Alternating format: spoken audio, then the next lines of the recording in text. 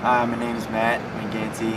My name is Edleen Fronteras and I dance with DOP. My name is Andrew Ton, aka Nomadic, and I dance for DOP. And you don't stop, keep it on, keep it on, keep it on. I think DOP's mission, I guess, is just to basically spread the poison. Is exactly what it sounds like. We, as DOP members, have a certain passion for dance, and our main goal is not to compete. Really, it's not to show off. It's never to showcase, I guess, or showboat. It's always about, training each other, becoming better as dancers.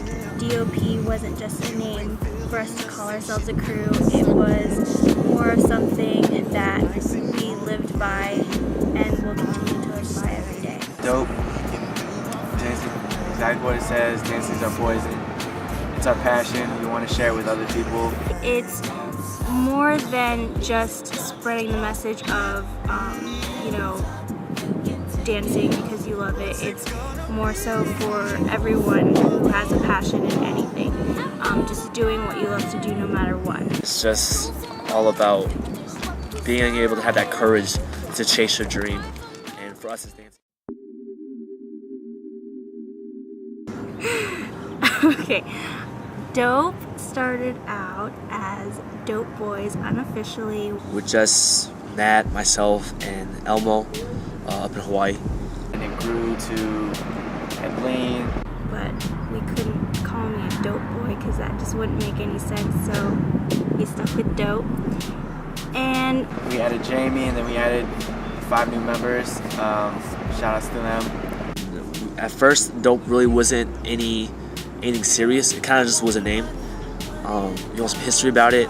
We actually decided that we wanted to record everything we were dancing, and originally DOP stood for documenting our progress, and that didn't sound too cool. But we wanted DOP. So like a day later, it was Dancing is Our Poison, and Drew Madrid, he actually came up with DOP with a long O. So shout outs to Drew. I think we had to work really hard to get where we are today. It just started off with us at the OC doing our own thing. Then a couple of nights we had to practice out in front of Daring. We started off real humble. We couldn't get any rooms to practice on campus because we're not an official organization. And because we weren't an organization under tech, we had to really look for rooms. We have to scavenge for rooms at Squires, thanks to Andrew Ton, the Lambdas. We moved to McBride 100. And we pretty much just practice anywhere, apartment complexes, outside, car stereo systems, just do anything we could just to practice. And I think that our innovation, I guess, and perseverance and endurance has really gone a long way. We just try to dance anywhere, just wherever we could find space to, even if we didn't have mirrors or anything. And now, luckily, we're fortunate to have New Tech Fitness. Shout outs to them.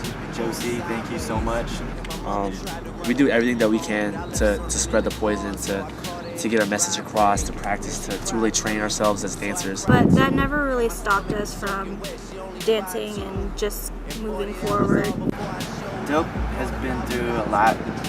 We've pretty much had to work for where we are right now. I'm not saying any other crew has to, but I think we put a great deal of work into this. I think I learned one time that there's 2 types of genius. The first type is like smarts and IQ, and then, if you're really book smart, then you're a genius, I guess, Einstein. The second definition of genius is a certain type of perseverance and motivation to get anything done by any means necessary. I think that's what DOP has. I think that's what's gotten us this far. And then Matt and Andrew started choreographing pieces that they wanted to dance to. And, it was mainly just for us to grow as dancers, just us 3 teaching each other.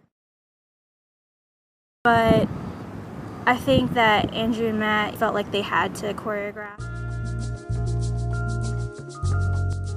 I think that first and foremost, we're all students of dance, I guess. But just because the Virginia Tech community is so small and the opportunity to take classes is very limited, that we've had to step up a lot and choreograph a lot of pieces so that we can share with each other.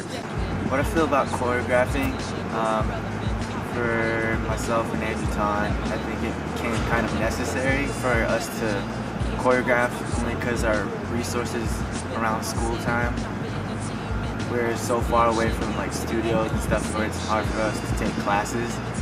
It's not something we really strive for, but it's something that we kind of have to do to help build this community, just because everything's so limited. And honestly, it's a blessing, because on a weekly basis, anywhere between 20 and 50 people come out to our workshops at New Tech Fitness, and they come willing to learn from us and just pick up on that poison that we try to spread. I think that's so great, because honestly, we're just students as well, and the fact that they come to us is I think amazing. And I just want to say that, you know, we definitely learn from every experience we get to teach, and I feel like when they come in and take our class, we're picking up from them just as much. And we are really appreciative, Matt and I, and Aline and DOP in general, of just surrounding ourselves with that kind of positive energy that other people exude. So I think it's just something where we've been kind of forced to learn our own body and what our body's capable of doing. So it's just become a necessity for us to like choreograph in order to become better dancers. I think that, me personally, I would rather just be a student. And I think during summer breaks and winter break and spring breaks, anytime I get a chance to go back to the Maryland, DC, DMV area, all I want to do is take class. I try not to choreograph anything. I try to develop myself first as a dancer, and then anything I can bring back to this community, I try to, just because everyone was so hungry. And in the summer, we try to take as much classes as we can. So choreographing has pretty much became something in our arsenal that it's not necessarily a bad thing, but it's also, helpful to learn our own body. Yeah, so choreographing has never been like a big ambition of mine. It's more, like I said, of a necessity, of something that we have to do to progress, I guess. And the fact that we've gotten recognition of it, I guess, is, once again, it's just a blessing. The fact that we've gotten to travel around and teach at CNU, Kodachrome. I've gotten to teach in Baltimore. Shout out to BDCP. Recently we got to teach with Gigi Torres and Shiraku and the ladies of Essence, and I think that's just so sick, that the fact that we've been asked to do these things, even though we really haven't been striving to.